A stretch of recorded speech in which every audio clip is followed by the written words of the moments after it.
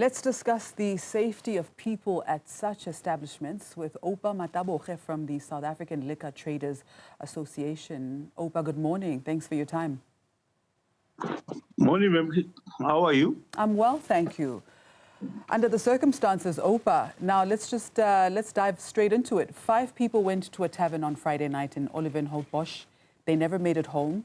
10 armed men stormed in and executed them without saying a word. As the voice of SA's liquor traders, what is your immediate reaction to the tragic news? Yes. Good morning to you, sister, and good morning to all the listeners.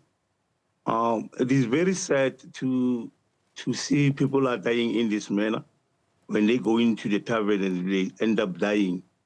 Firstly, I want to send the condolences to the family, which is very, very, very sad to see people are dying this way.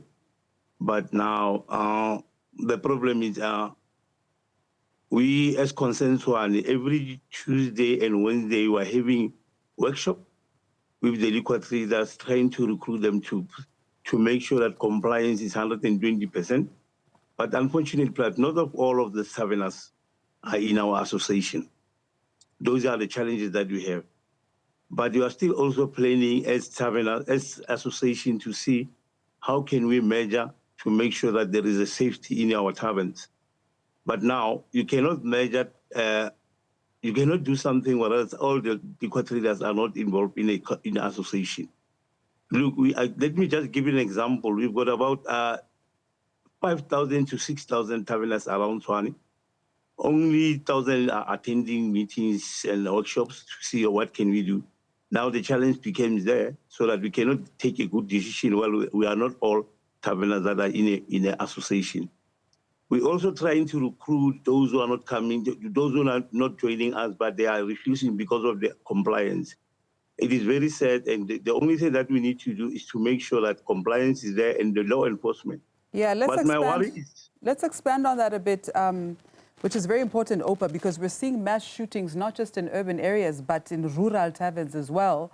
The taverns operating, as you've indicated, without proper licenses. How does your association address security when many establishments aren't even legally compliant?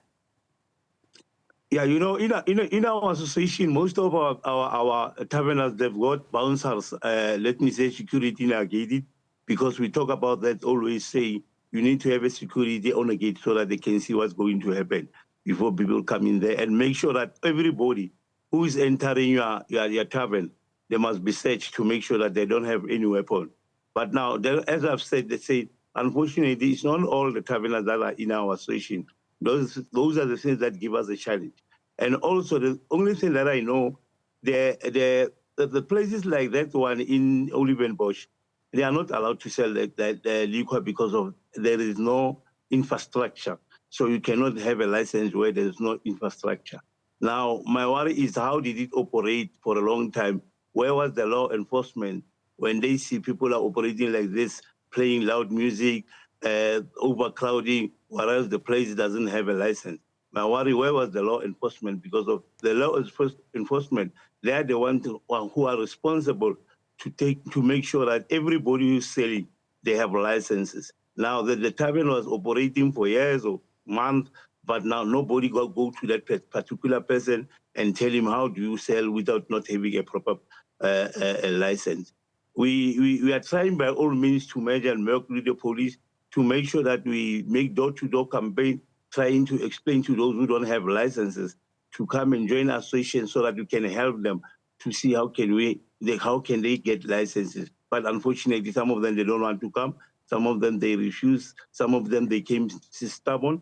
And there's nothing that we can do unless the law enforcement are the one to take the action about those things.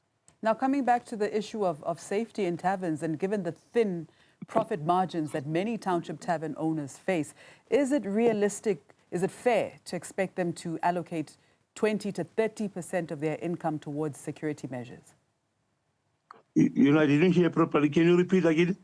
I said that given the thin profit margins, I mean, we know that township taverns especially make such little money. Is it realistic to expect them to allocate 20 to 30% of their income towards security measures?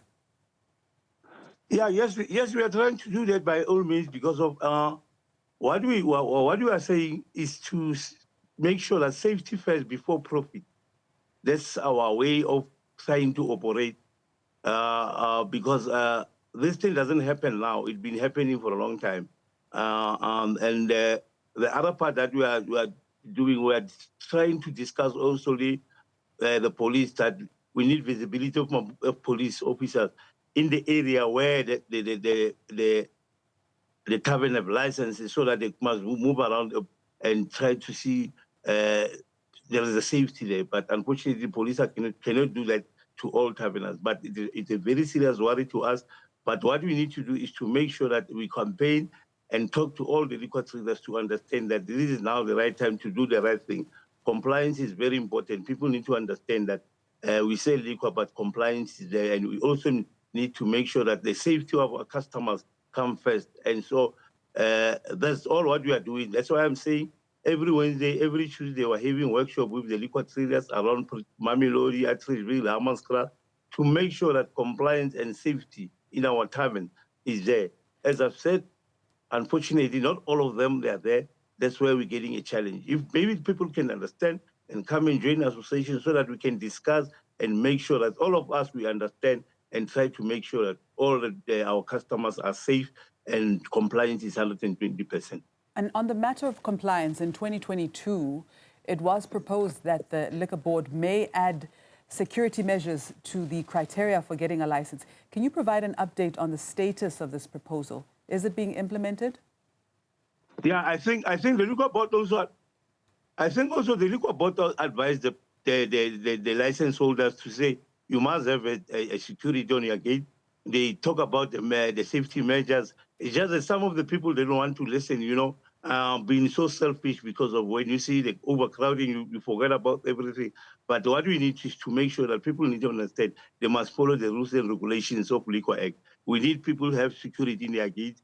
We need people to sell with the right document. We need to see people doing the right thing by making sure when you start this business, you apply for a license and join an association so that we can talk with one voice, all of us as liquor traders. Now, you'd alluded to one of the security measures being a suggestion or towards perhaps owners of these establishments searching people and making sure people don't come in with guns. But it seems that the problem is much bigger because the shooting involved 10 suspects, which suggests organized crime. It's not random violence. It's not someone who was just already inside and had a fight with someone who was also inside. Now, are taverns being deliberately targeted because criminals know that they're soft targets with cash on hand and limited security? Are South African taverns now essentially death traps? Yeah. As I've said, it's a very, very scary situation where people coming with guns and shooting people. But as I've said, this needs all of us as legal traders to make sure that we are in an association, we speak with one voice. We cannot defeat this while majority of the liquor traders are not in an association. Whatever we speak, whatever we plan, they are not involved in that. That's where we get the problem. But now you can see, as I've already explained, that maybe we have 6,000 taverners. Only 1,000 taverners are in an association. We're trying to discuss to make safety measures. But what about the other 5,000 that are not in an association? I don't know how can we do that people need to understand to be in an association so that we can educate and plan together to try to make sure that our places are safe and to make sure that nobody's having a weapon, whether it's a gun or whether it's a knife who is entering the tavern. Because what we understand, the tavern is a place where people come and enjoy, not to fight. So that is why we don't allow weapons in our tavern.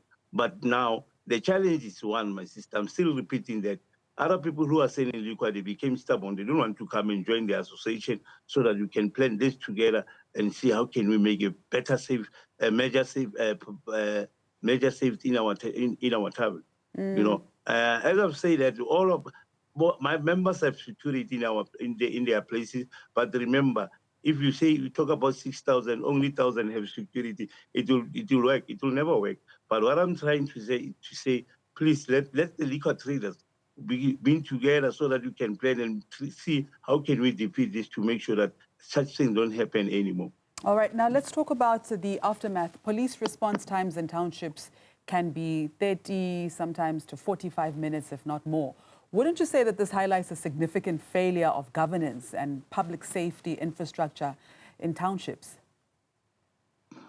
Yeah, firstly, let me just say, when you apply for a license, the only thing that they do, they need your proof of payment or your what do you call it? I forgot the name. And if you don't have that and there is no infrastructure, there is no way they can allow you to sell liquor. It's just that people are taking advantage. And mostly, let me say, I'm not saying I'm xenophobia, but the challenge that we have, mostly people who are coming from outside, they are the one who's trying to sell liquor without that proper papers. So that's where we're getting a challenge. As I've said, if we can sit down with the government, the law enforcement, the liquor board, and see how can we make sure that people are joining association and work together to try to make safety. All right. Now, 5 families are planning funerals today because of Friday's attack. What specific action is your association taking this week? You know, I was phoning one of my colleagues in Olivenborg. I'm not staying there, but I was talking to him. They say we need to visit these areas to try to talk to those who are selling without liquor, without proper liquor licenses, to advise them to make sure that they are trying to apply for licensing and try to come to join the association so that we can educate them to make sure that safety, how to make sure that people are not coming with guns, people are not coming with weapons in your place. We are going to do door-to-door campaign in Olivenborg. We are going to plan to do that. We are going to talk to the senior police in Olivenborg and make sure that they must make sure that compliance is there, because that area is not allowed to have a license. But now I'm surprised when this tavern operating for so many years without a license, where was the law enforcement? But I'm not pointing fingers to anyone. What I'm saying, I say we need to sit down as all the liquor board, the law enforcement, the liquor traders, and the other association, and see what can we do to make sure that this thing doesn't happen anymore. We cannot allow this thing to happen because people are dying coming to our places to come and drink, and then the families are losing their loved one, and kids are losing their parents, and it became a problem. All right. So it's not a nice thing, but what I'm saying is to try, I'll make a call tomorrow with the liquor board and try to see what is it that we can do so that we can work together and make sure people understand that the safety first before profit. We have to leave it right there. Opa, thank you so much for your time.